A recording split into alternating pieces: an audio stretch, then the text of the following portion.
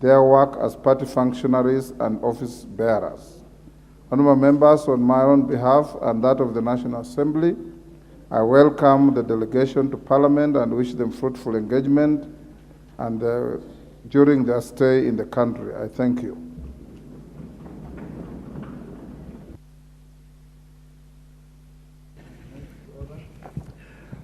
Order number 4, papers.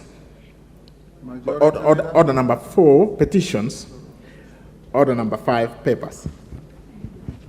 Majority Leader.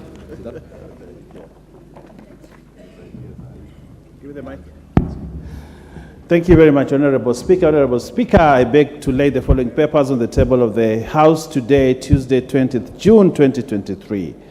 1. Legal notice number 75 of 2023 relating to the mining, gemstone identification and value addition fees regulation 2023 and the explanatory memorandum from the Ministry of Mining, Blue Economy and Maritime Affairs. 2. Reports of the Auditor General and financial statements for Kenya National Commission for UNESCO Mortgage Scheme for the year ended 30th June 2016, 2017, 2018, 2019 and 2020. 3. Report of the Auditor General and financial statements for African Organization of Public Accounts Committee, AfroPac, for the year ended 31st December 2016, 2017, 2018, 2019, 2020, and 2021. Reports of the Auditor General of Financial Statements for Kenya National Commission for UNESCO Mortgage and Car Loan Scheme for the year ended 30th June 2021 and 2022. 5. Annual reports and financial statements for Capital Markets Authority for the period from 1st July 2021 to 30th June 2022. 6. Reports of the Audit General and financial statements in respect of the following institutions for the year ended 30th June 2022 and certificates therein. A. National Mining Corporation, Kenya Water Institute, Rural Electrification and Renewable Energy Corporation, Council of Legal Education, Agricultural Finance Corporation, Kenya Animal Genetic Resources, Agricultural Development Corporation ADC and Agricultural Finance Corporation AFC Development Limited Liability Partnership, Commission for University Education Staff Car Loan and Mortgage Scheme Fund, TVET Curriculum Development Assessment and Certificates Council and Certification Council, TVET CDACC, School Equipment Production Unit, Kenya Education Management Institute, Commission for University Education, National Council for Nomadic Education in Kenya, Kenya Institute of Curriculum Development, Kenya Scouts Association, and lastly, Kabete National Polytechnic. I thank you, Honorable Speaker, and I beg to lay. Thank you, Majority Leader. Chairperson, Departmental Committee on Housing, Urban Planning, and Public Works. Thank you, Speaker. I beg to lay the following paper on the table of the House today, Tuesday, June 20, 2023. A report of the Departmental Committee on Housing, Urban Planning and Public Works on its consideration of the National Construction Authority Amendment Bill, National Assembly Bill number 59 of 2022. Thank you. Thank you, Johanna. The Chairperson, Public Investments Committee on Governance and Education.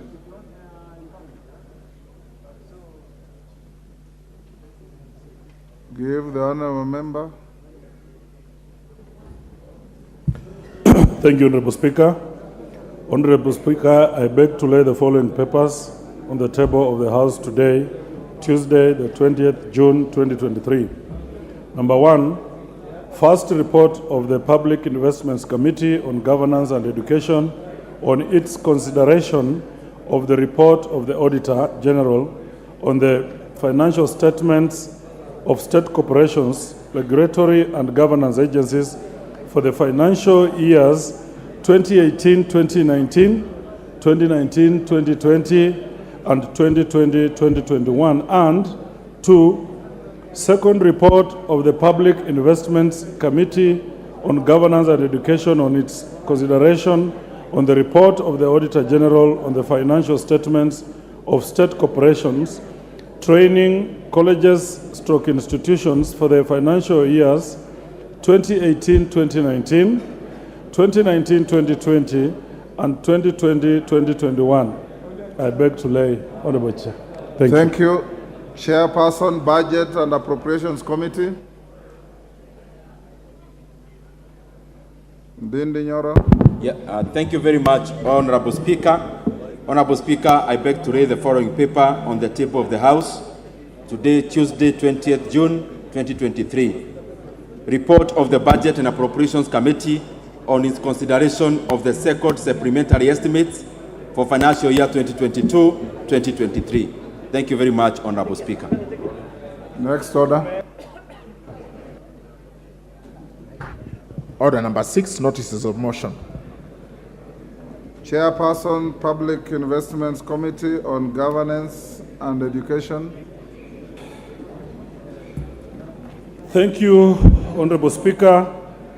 Honorable Speaker, I beg to give notice of the following motion, that this House adopts the report of the Public Investment Committee on its consideration of the report of the Auditor General on the financial statements of state corporations, training colleges / institutions for the financial year 2018-2019, 2019-2020, and 2020-2021, laid on the table of the House Tuesday, 20th June 2023.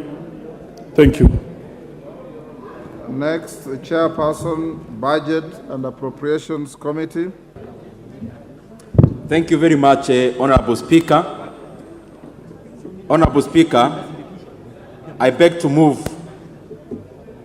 that pursuant to the provisions of Standing Order 120, that this House resolves to reduce the publication period of the Appropriations Bill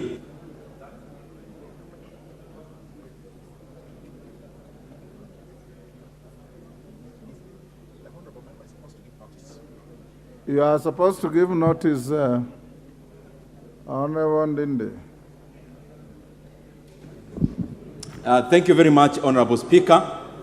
Honorable Speaker, I beg to give notice of the following motion, What time do you want? that this House adopts the report of the Budget and Appropriations Committee on the second supplementary estimates for financial year 2022-2023, laid on the table of the House on Tuesday, 20th June 2023, and pursuant to the provisions of Article 223 of the Constitution and Standing Order 243, 1, approves an increment of the total recurrent expenditure for financial year 2022-2023 by Kenya shillings 9,515,817,997 shillings in respect of the votes as contained in the schedule.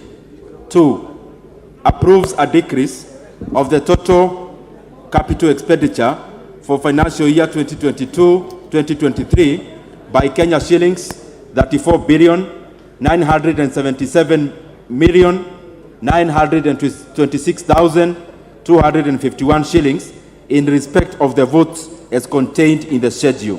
3, approves an overall decrease in the total budget for financial year 2022-2023 by Kenya shillings 25,462,108,254 shillings in respect of the votes as contained in the schedule. And 4, resolves that the schedule forms the basis for the introduction of the Supplementary Appropriations Number 2 Bill of 2023. Thank you very much, Honorable Speaker. Honorable Wanami, the clerk informs me that Thank you, Honorable. I have not finished. The clerk informs me that you gave your notice of motion on the first limb and omitted the second limb. So can you complete the sequence? Thank you, Honorable Speaker. I beg For to give the neatness of Hansard, just give your notice of motion from ab initio, from the start.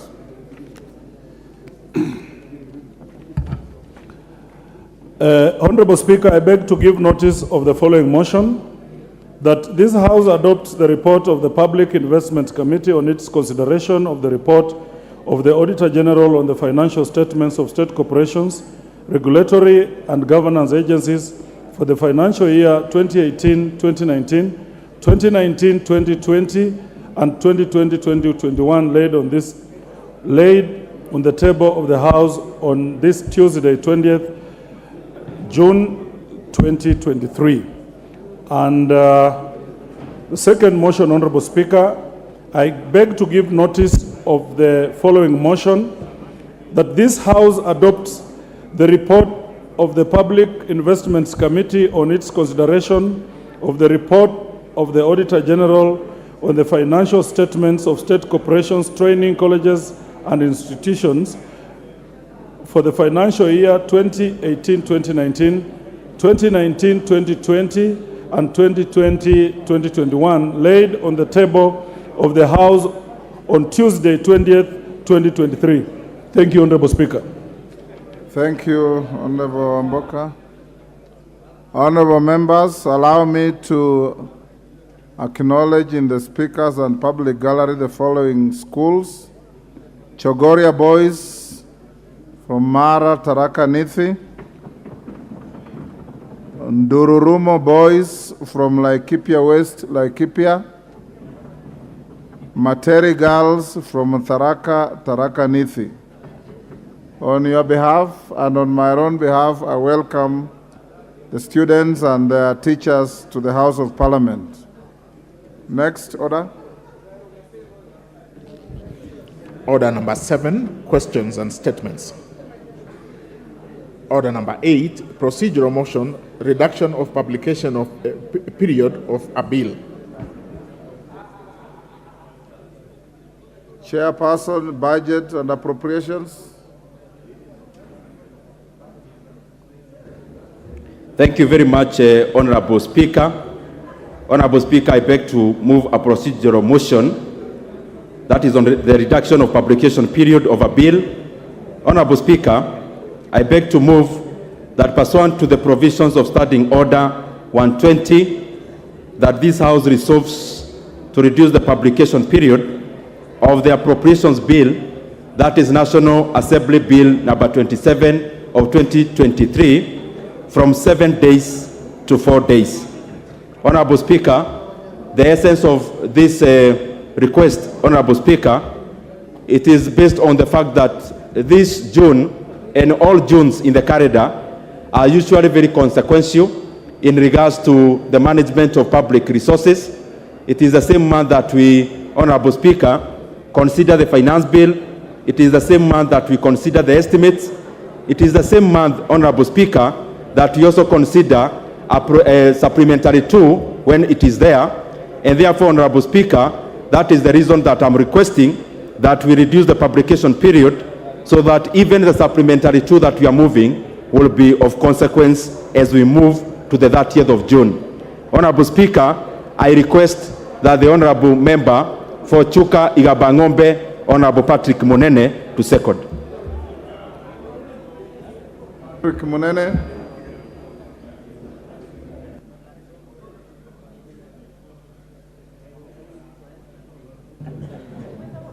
Thank you, Mr. Speaker. Mr. Speaker, I stand to second the motion, second the mover, that we shorten the publication period for this bill. Mr. Speaker, I wish first to thank the Budget Committee and all members of this House. It has really been a busy time for this Parliament, having to go through the budget estimates, now looking at the finance bill. Mr. Speaker, as we come to the close of the financial year in June, there are so many things to be done, Mr. Speaker. There are so many things we need to address as a country. So, Mr. Speaker, based on these things, I wish to support the mover that we need to shorten the publication period of this important bill so that we can allow it to go through the House and the country to move on, Mr. Speaker, as we close the financial year. Finally, Mr. Speaker, on behalf of Tharaka Nithi County, I wish to welcome Chogoria girls and Materi girls in this House. Thank you, Mr. Speaker.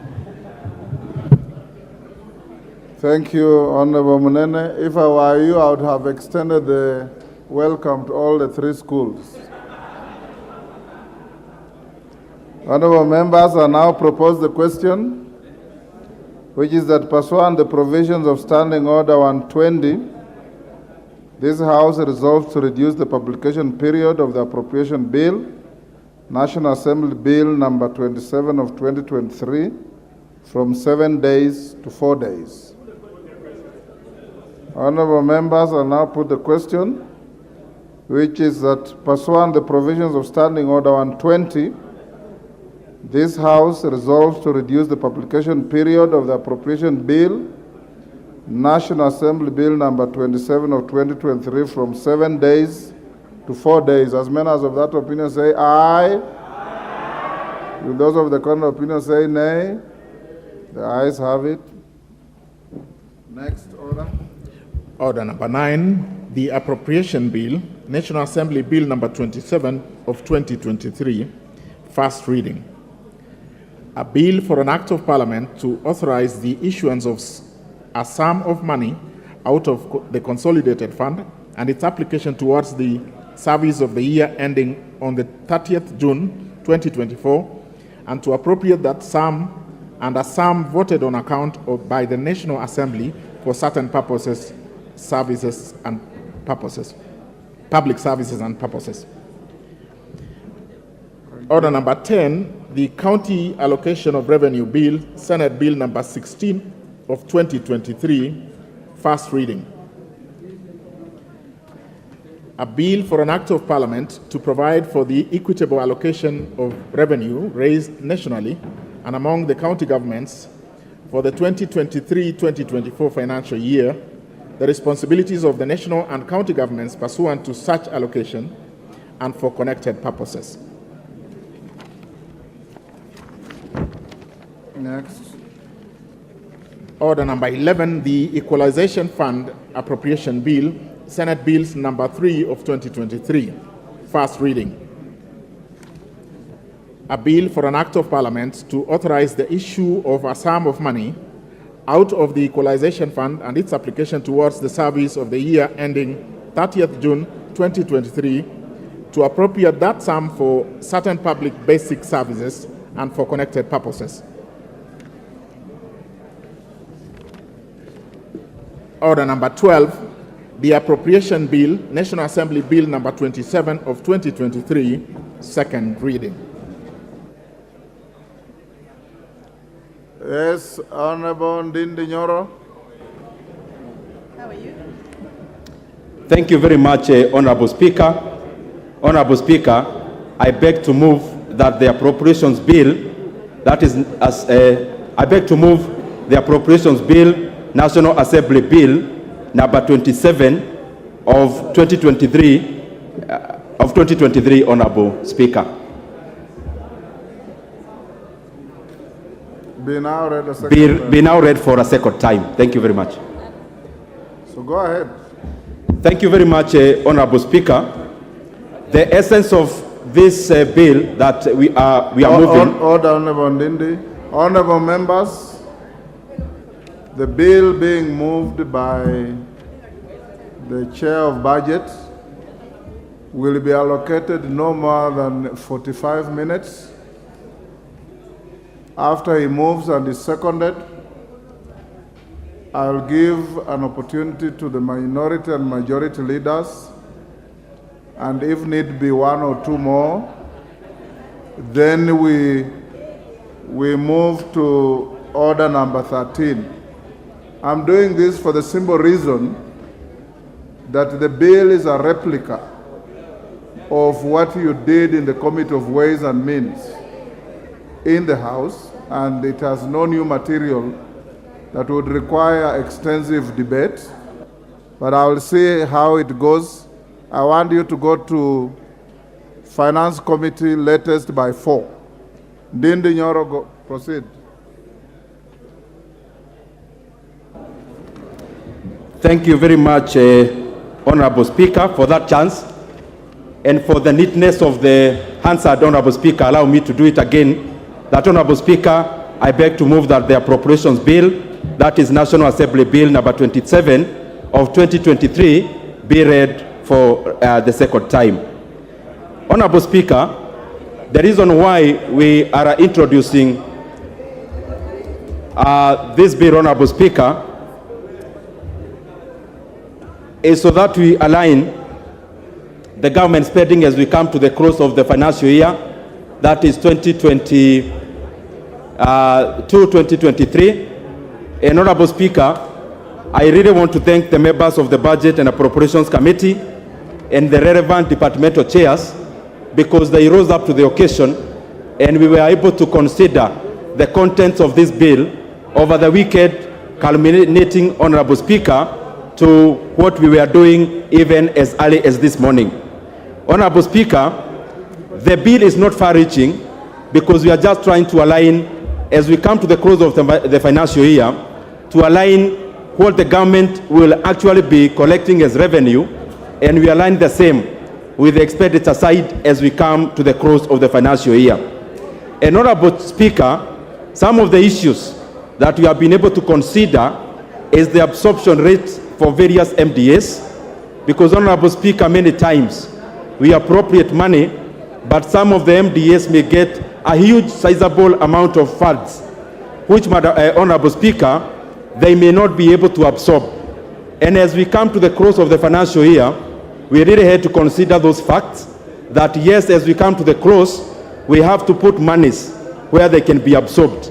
And therefore, Honorable Speaker, it is more of realignment of the government physicals so that we close the financial year with a neat budget. Honorable Speaker, as I read previously, the amount we are considering in total, the sum total is shy of 30 billion Kenya shillings, and therefore, Honorable Speaker, in comparison to the size of the budget, it is basically just marginal. Honorable Speaker, some of the areas that we have considered for increment, and Honorable Speaker, I would beg, if it's possible, the members can consult in low tones.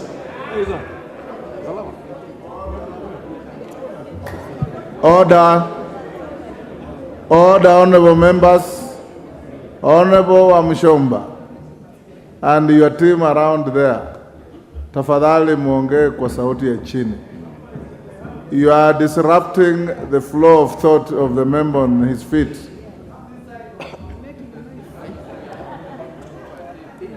Go on. Yes. Thank you very much, Honorable Speaker. You know, when the Honorable Member for Kiambaa whispers, it is by itself a loud conversation. He's very gifted in public speaking and also in whispers. Honorable Speaker, some of the areas that we considered for increment is, for example, in the sector of water, where one of the projects that have stored for a very long time, called the Dwake Dam, we were able to allocate Kenya shillings 5 billion because they have the absorption capacity as we come to the close of the financial year in June 30th. Honorable Speaker, we have also been able to align a few things in irrigation, in the water sector, in ICT, in security, and several other MDAs in regards to the supplementary estimates number 2. But as I come to the close, because I know we also have very many businesses today that we need to put our thought into and our voice into, I do not wish to belabor the point. But because I have the mic, Honorable Speaker, and some of the things that we said, and especially when we were considering the estimates for 2023-2024, majority of the members of this House were not here. Allow me, because we are still in the budget process, to highlight below, Honorable Speaker, that even as we consider the supplementary estimates, Honorable Speaker, in the year 2022-2023, through the budget that we read of 3.679 trillion Kenya shillings, there are very important things, Honorable Speaker, that I wish to bring to the attention of the members, and especially because by the time we were moving, majority of us, Honorable Speaker, we are already engaged in other things. Honorable Speaker, in the money that we appropriated, and I want the honorable members to listen, over and above appropriating a huge budget to education, we also appropriated, Honorable Speaker, the money that we are taking to Higher Education Loans Board. We doubled that allocation from 15 billion Kenya shillings to 30 billion Kenya shillings. We were able, Honorable Speaker, to allocate monies for hiring of 8,000 fresh graduates to government internship program, where these 8,000 interns will be paid a stipend of 25,000 Kenya shillings. Honorable Speaker, in the same budget of 2023-2024, Honorable Speaker, we were also, Honorable Speaker, able to allocate monies, Honorable Speaker, to NGCDF, Kenya shillings, 10 billion Kenya shillings, where every constituency here will be getting Kenya shillings 25 billion to Kenya shillings 25 million to Kenya shillings 40 million every financial year. Honorable Speaker, as we move the appropriations bill, which incorporates whatever we were discussing last week, Honorable Speaker, it is important for members to understand that. I only highlighted the issue of the supplementary because it will be coming along, but the bill we are moving, Honorable Speaker, is for the appropriations bill in regards to the debate that we had last week. Honorable Speaker, I wish to request that Honorable Tongoyo seconds this motion. Tongoyo.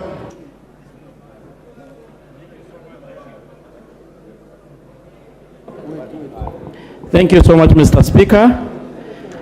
I stand to second the appropriation budget, appropriation bill, and by approving this bill, it will allow to have the funds appropriated and remitted by the National Treasury to the MDS to enable them perform their duties. So I second, Mr. Speaker. Order. Order, Honorable Jared. Order, Honorable members, I now propose the question, which is that the appropriation bill, National Assembly Bill number 27 of 2023, be now read the second time. Honorable Mbadi, give you 3 minutes.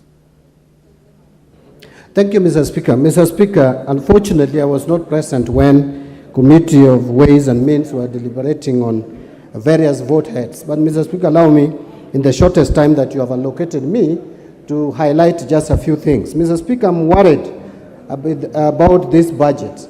So worried, because, Mr. Speaker, when President Ruto took power, he said that he was going to reduce the budget of 2022-2023 by 300 billion shillings.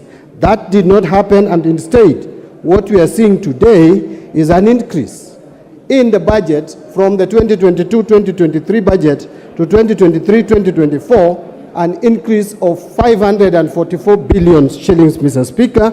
The total budget is rising from 3,055 billion to a total of 3,599 billion, Mr. Speaker. That is without considering the debt rollover.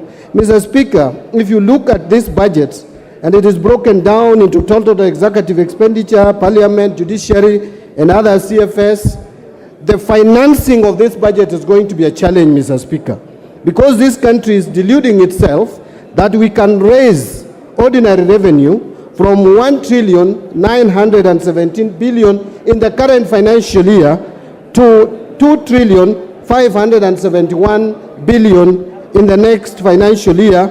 That is an increase of 653 billion shillings, Mr. Speaker. Very unrealistic, very ambitious, likely not to be realized. The total revenue projected to be collected is going to rise from 2.23 trillion to 2.935 trillion. That's an additional 705 billion. Even with the crazy taxation measures that have been proposed in this House, you can still not realize an increase in collection of revenue to the tune of 700 billion in one single financial year. Mr. Speaker, I know that the average increase in revenue collection has been averaging around 300 billion. Now, if we are not going to be able to collect or able to raise the budget, the revenue by 700 billion, what will happen is either the programs will not be implemented, or if they have to be implemented, it will be at a cost, meaning we are going to increase the budget deficit from the proposed 635 billion to almost close to 1 billion shillings. And Mr. Speaker, that is not far-fetched, because at the moment, from September 30th, Mr. Speaker, to March 31st of this year, in a period of just 6 months, the Kenya Kwanza government has borrowed 689 billion shillings, compared to the similar period when President Uhuru was in power, when only 405 billion was raised. So this talk that we hear all the time, that Kenya Kwanza is curtailing and managing debt, it is just hypocritical, it is theoretical, but the actual fact is that Kenya Kwanza is borrowing monies more than what President Kenyatta did borrow. And so we are headed into a situation where this country is going to face financial distress, Mr. Speaker. I want to stop there, Mr. Speaker, but my concern is that this budget is not likely to be financed from the revenue projections that we have. Thank you, Mr. Speaker. Minority Leader. Mr. Speaker, let me make a few comments on this bill. First and foremost, it's obvious that we are still being too optimistic as a country. And we seem to be doing the same things year in, year out, and expecting different results. Mr. Speaker, looking at the current budget for 2023-2024, what is going to happen is the usual things. One, we are going to start projects which we shall not be able to complete. Two, we are going, where we start projects, we are going to be able to incur further pending bills. And as you can see from the current budget, not much money has been allocated to service the pending bills. We are going to basically be digging a hole to seal another hole. Mr. Speaker, I have always said that the most prudent thing to do when you find yourselves in a situation in which we find ourselves currently is to cut our cloth according to our size. We have failed to do that. We still continue to increase our budget and hoping that we shall get revenues from elsewhere. Mr. Speaker, the other thing you need to do when you are in a similar situation is to basically stop starting new projects which are not emergency, which are not critical, and attempt to complete the old projects. That we are not seeing in this budget, because unless you deal with the pending bills, how will you ever complete the old projects, Mr. Speaker? Mr. Speaker, but I am more concerned, as I conclude. I am more concerned, and I've got all tremendous respect and confidence in the chairman and the committee budget. But there's a problem, Mr. Speaker, which we are beginning to see rearing its ugly head in this country. The type of mega corruption cases that we are beginning to see in this country, Mr. Speaker, is a cause for worry. In just mere 7 months or so, we have seen cases of corruption that should worry all of us, beginning with the mosquito nets corruption case. Mr. Speaker, some of us who come from malaria-prone areas do understand the sensitivity of this matter. That we can actually have people in government, some as high places as cabinet, conniving, Mr. Speaker, to siphon money meant to buy mosquito nets. Mr. Speaker, the second issue has been the matter of the condemned sugar. We did not know as yet what became of the matter of the sugar which was condemned and was stolen from our own warehouses. Mr. Speaker, this is a matter that should concern this House, if not anything else. Mr. Speaker, the third issue is now the latest scandal, the edible oils scandal, which is running into billions and billions of Kenyan shillings. Mr. Speaker, and there's only one thread running across these scandals: the involvement of people in high places, some in this House, but most of them in the cabinet. Mr. Speaker, this is an issue that this House must deal with head on if we were to save this country from sliding into an abyss. Mr. Speaker, I want to challenge our committees, especially those committees that do oversight, especially those committees that deal with accounting matters. Please take up these matters with the seriousness it deserves, because otherwise, if we don't do something urgently and drastically, this term of parliament may go down in history as a term that witnessed the highest number of mega scandals in this country, Mr. Speaker. And therefore, with those very few remarks, Mr. Speaker, I I rest my case. Thank you. Thank you, Honorable Speaker, and I rise to support this appropriations bill. Honorable Speaker, I will restrain myself from speaking to the gallery and answering to the many things that the leader of minority has spoken to, because it is within his right as a leader of minority to play to the gallery and raise issues that may not necessarily be in this appropriations bill. But Honorable Speaker, allow me, because one of the things I've heard being mentioned is the question of monies being allocated in this appropriations bill. Yes, what's your point of order? Mr. Speaker, is it in order for the majority leader to term the discussions and the opinions of the minority leader as playing to the gallery? Is that in order? The minority leader himself is not protesting. Go on. Honorable Speaker, it's good to indulge that honorable member. He was simply seeking for attention. But I have the minority leader's attention. I don't need his attention. Honorable Speaker, I was saying, speaking to the question of pending bills, Honorable Speaker, in this appropriations bill, Honorable Speaker, because it is simply buttressing what we did during Committee of Supply, and we were all here during Committee of Supply, and I must thank all the members who stayed on here until about 10 p.m. to supply resources to our MDAs. Honorable Speaker, unlike what is being said, it is true that in this appropriations bill and what we supplied to our MDAs, for instance, the largest pending bills are in the road sector. And indeed, all these members in this House, Honorable Speaker, will tell you, in each of our constituencies, we have either a road that was to start that is yet to start, or a road that had started but stalled because of pending bills, Honorable Speaker. And the quantum of those pending bills, if members cared to listen to the chairman of the Budget Appropriations Committee, was a quantum of close to 1 trillion shillings. That means half of the resources we will generate in terms of ordinary revenue could only go towards settlement of pending bills in the road sector, Honorable Speaker. But amidst all the constraints that we have with our resources, Honorable Speaker, the Budget and Appropriations Committee, and indeed the House last week in supplied a quantum of 250 billion shillings to the road sector to help start dealing with the question of pending bills in the road sector.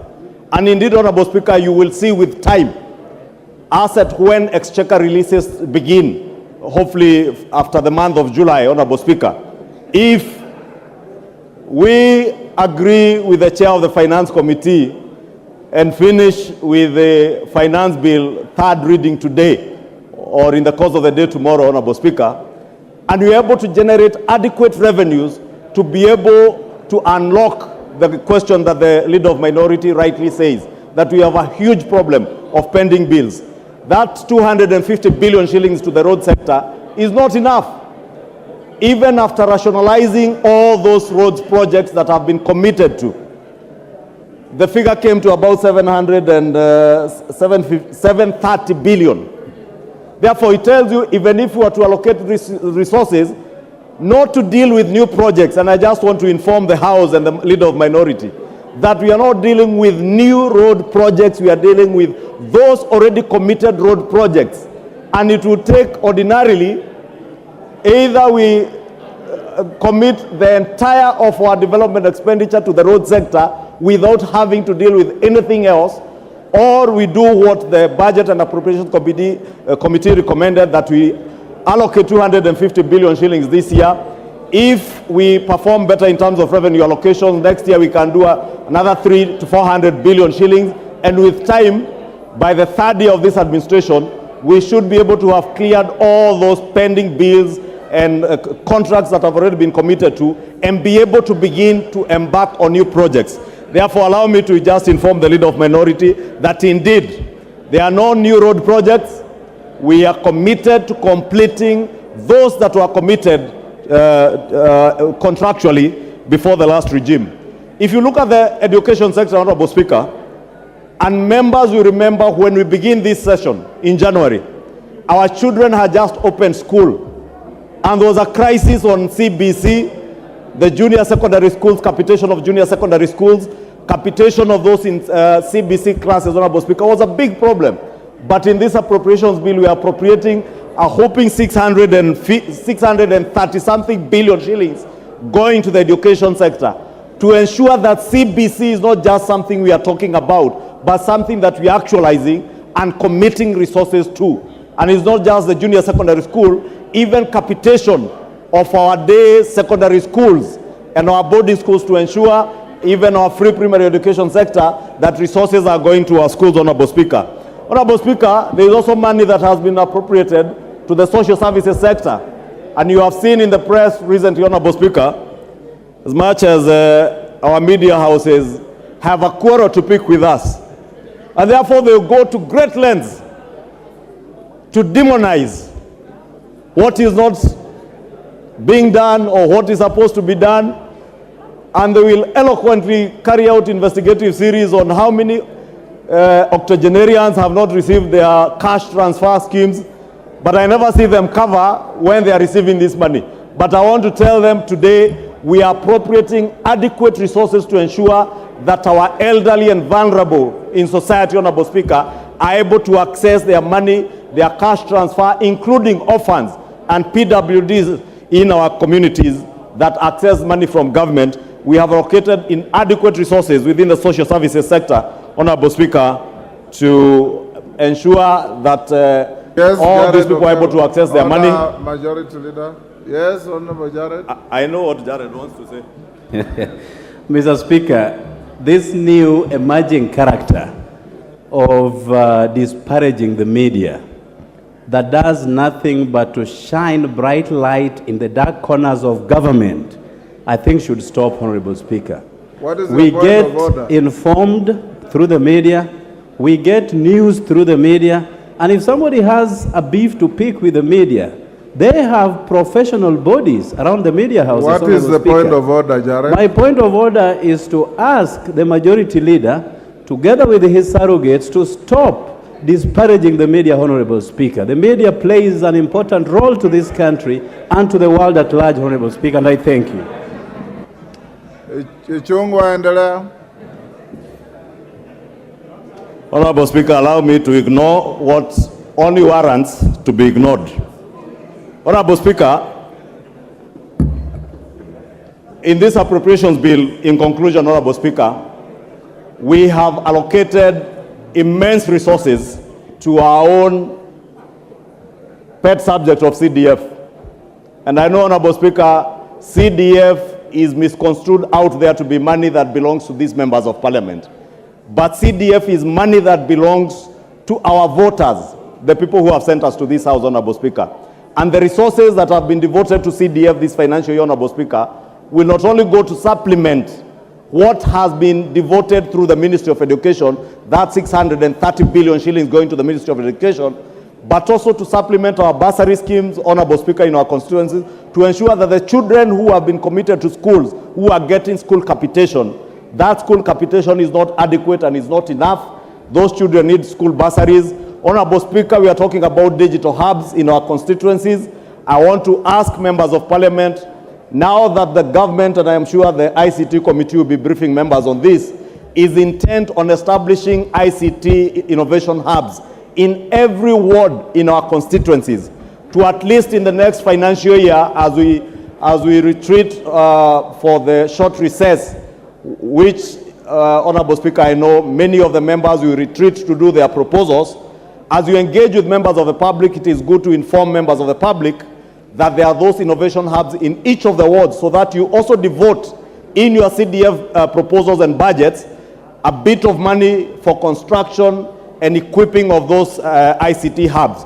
Government has, through ICTA, the ICT authority, has adequate equipment in terms of the digital equipment, computers, and also ensuring that you have connectivity in those ICT hubs, so that we also help our children, our young men and women in our constituencies who have no jobs to be trained under the Jitume program, to be able to access online jobs and be able to work from the ICT hubs, and also to work from home and access online jobs even outside the country, Honorable Speaker. Honorable Speaker, let me just conclude. I visited SOT Technical in Bomet County, and I don't know if the Member of Parliament is here for Bomet Central. And I was impressed, Honorable Speaker, with the kind of work where you find students, 21 to 24-year-olds, who are working online and earning their $20, $25 an hour, and they are working right from their own classroom in those ICT hubs. And therefore, even with the establishment of all our TVETs in the constituencies that have TVETs, those who are yet to start TVETs in their constituency, I also want to encourage you. And I have seen a number of members, I did here during contribution in the second reading of the budget and appropriations report, a number of members pointing out that they have no TVETs in their constituencies. Please, in your CDF allocations this year,